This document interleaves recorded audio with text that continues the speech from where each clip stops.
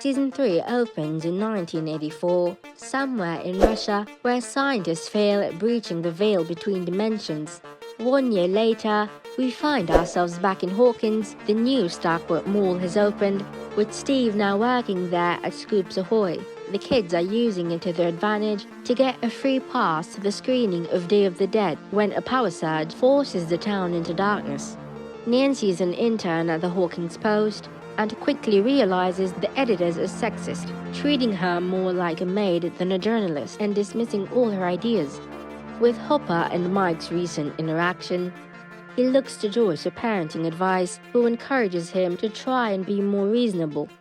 Dustin tells his friends about Susie, and they question her existence, forcing him to build a radio tower that accidentally picks up a mysterious Russian message. Weird, strange things happen. Rats explodes. Joy's magnets have suddenly stopped working. Will gets the shivers, sensing the Mind Flayer has returned. Over to Billy. He's working as a lifeguard and spending his summer trying to seduce Mrs. Wheeler. On his way to meeting her, he wrecks his car and gets dragged by an unseen force into the dark. Billy survives the upside down, but he's not quite himself. He starts having weird and disturbing visions. On the other side of town, Nancy takes Jonathan to investigate a tip from Mrs. Driscoll, who has caught one of the crazy diseased rat. They see the rat for themselves and it passes out as they look into it, but as they leave, it explodes and slithers away. Mike lies to Elle as he's terrified to hang out with her after Hopper's threat.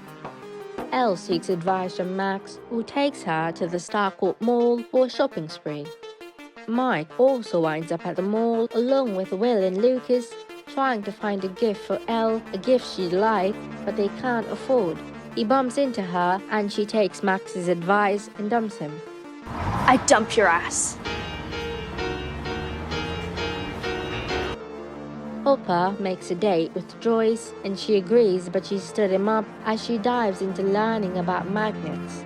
Hopper leaves the diner and bumps into the mysterious, unnoticed Russian man.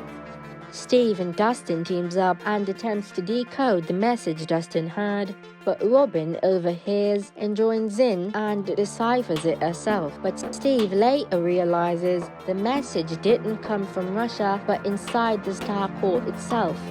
Billy kidnaps a lifeguard, Heather, and delivers her to the Mind Flayer. 11 spies on Mike using her powers and sees them making fun of her. Their sleepover game leads to her and Max spying on Billy, where 11 sees Billy kidnap Heather. Max and Elle decide to investigate, as they now think Billy could be responsible for Heather's disappearance. They discover a tub filled with melted ice bags and a bloody lifeguard's whistle. Dustin tries getting Steve to see that Robin is pretty cool. Robin discovers the Russian-coded message is connected to the Starcourt and realizes the loading dock is oddly well armed for a normal mall. Nancy's onto something, but Tom, the editor-in-chief, dismisses her findings. However, she continues her investigation with Jonathan and discovers Mrs. Driscoll eating fertilizers like a crazed rat. Meanwhile, Joyce shows up at Hopper's cabin and, putting everything aside, he gets invested in her magnet theory. He breaks into the Hawkins lab to prove Will's no longer in danger. There, Joyce has flashbacks of Rob's death, and Hopper reveals he knows she's planning to move out of town. Get people that care about you. Right here. In Hawkins. They realize they're not alone, and Gregory, the mysterious Russian soldier, emerges from the shadows and attacks Hopper. Will gets angry at Mike and Lucas over their girl obsession, who just wants to have a D&D session like old times. From there, he heads home and destroys Castle Byers. And when Mike and Lucas came to apologize, he tells them it has returned. On the hunt for answers, 11 and Max discovers Heather has not turned up for work in a few days. They track her down and they find both Billy and Heather at dinner with her parents. Billy gets them to leave, and as they do, the Mind Flayer tortures them and they become its new hosts. The boys call a code red based on what Will has sensed. Will describes what it's like being a host to the Mind Flayer and what's been going on with Billy. Possessed Tom fires Nancy and Jonathan after learning they've been pursuing the Mind Flayer through their investigation of also Flayed Mrs. Driscoll.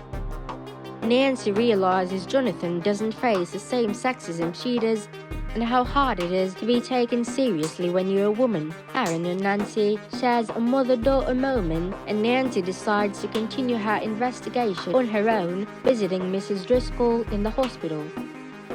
Joyce gets Hopper back to his cabin and confronts Mayor Klein and gets him to spill his guts. He reveals the Russian soldiers are connected to the Starcourt Mall and reveals there's more in store for the town. Back at the Starcourt, Robin acquires the mall's blueprint, and the group recruits Erica, who agrees in exchange for free ice cream for life. Don't you love your country? You can't spell America without Erica. She climbs through the ductwork to the loading dock and discovers a secret room filled with vials of glowing green goo. They came to realize the room is actually an elevator as it starts to descend. After stalking Billy at the community pool, they trap him in the sauna, knowing the Mind Flayer hates heat. Billy tearfully apologizes, but the Mind Flayer takes control again, then escapes, attacking Elle. Mike knocks him out, allowing Elle to fight him off. He escapes and joins Heather, where his army of Flayed are revealed. After being stuck all night, the elevator stopped, but Dustin, Erica, Robin, and Steve get strapped and discovers the vials of green goo are pretty toxic, and they also learn of the underground bunker beneath Hawkins, filled with Russian soldiers and scientists trying to reopen the portal to the Upside Down. Their plans to find the commons room in hopes of contacting someone on the outside world. They find the room but quickly realizes the giant laser machine that's been trying to open the portal.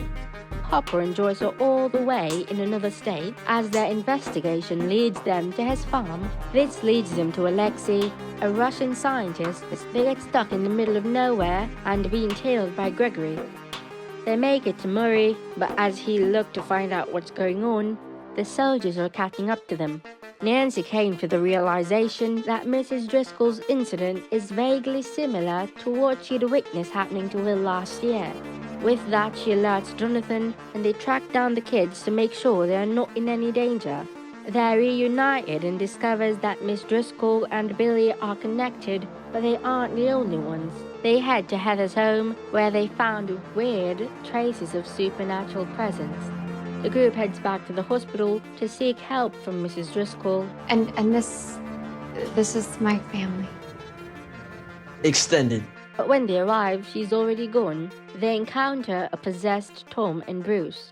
Elsewhere, Mike and Eleven talks after their first fight. Over to Nancy and Jonathan. After escaping, Tom and Bruce merge into the Mind Flayer. Before they could bring Robin and Erica in on what they saw, they start getting chased by Russian soldiers.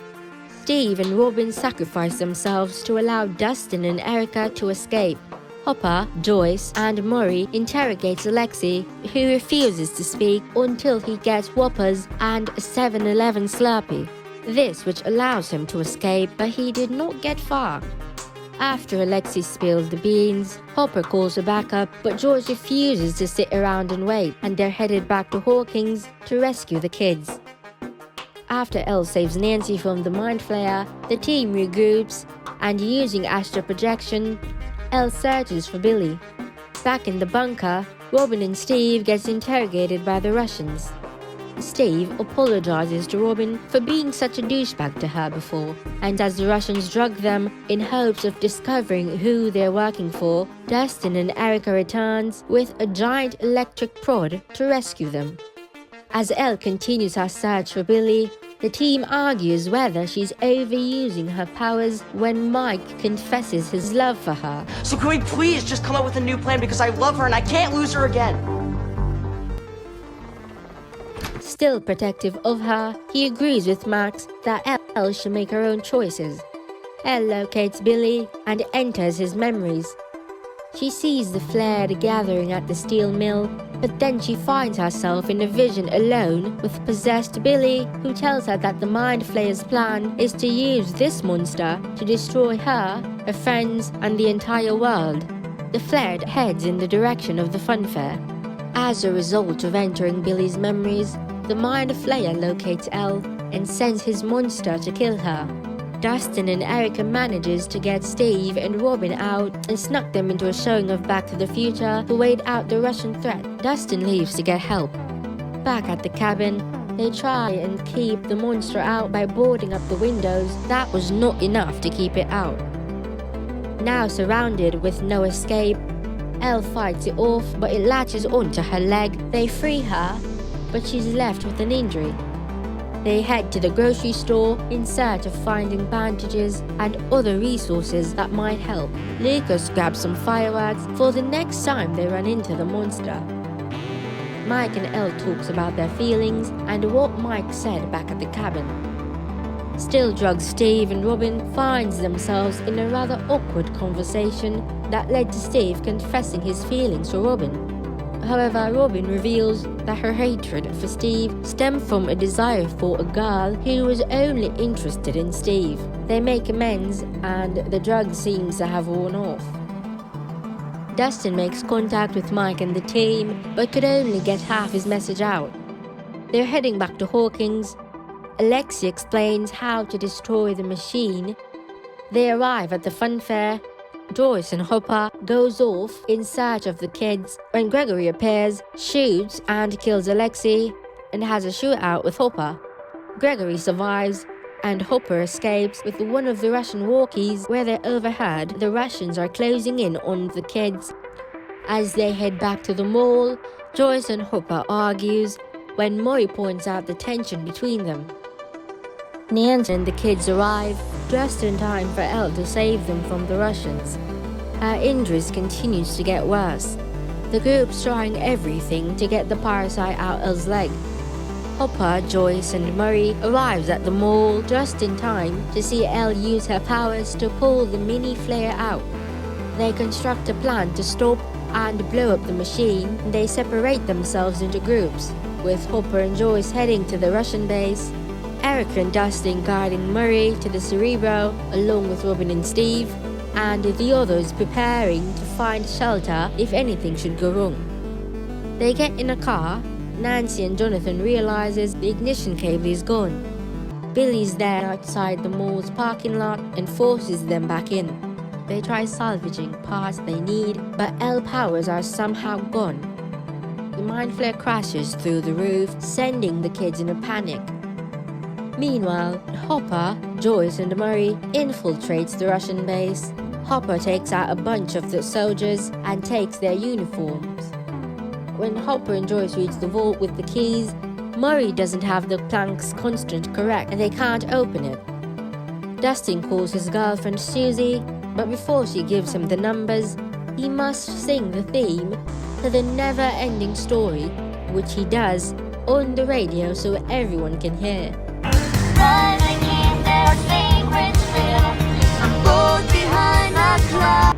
The number works, but just as Hopper and Joyce are about to turn their keys, Gregory shows up. He and Hopper fight on the platform next to the machine, and Hopper kills him, throwing him in the machine. But then things start to go haywire, and Hopper is trapped.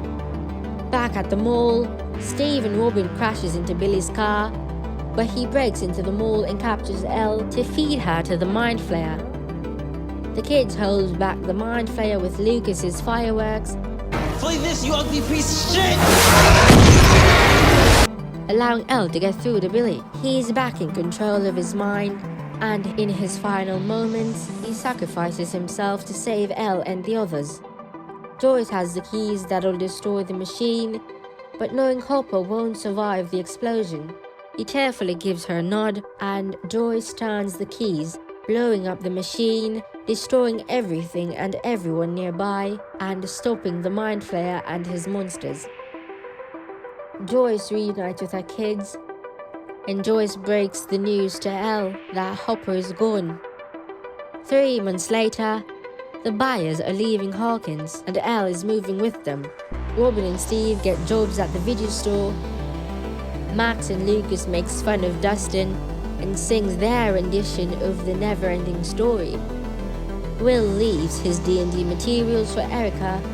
Jonathan and Nancy says their goodbyes for now, and Eleven tells Mike she loves him too. Joyce finds a speech he helped Hopper write for his heart-to-heart with Eleven, which Eleven finally reads, leaving them in tears. They all say their final goodbyes. The season wraps up at a prison in Russia, where the guards refer to one of the prisoners as the American and takes another prisoner and feed him to the Demogorgon.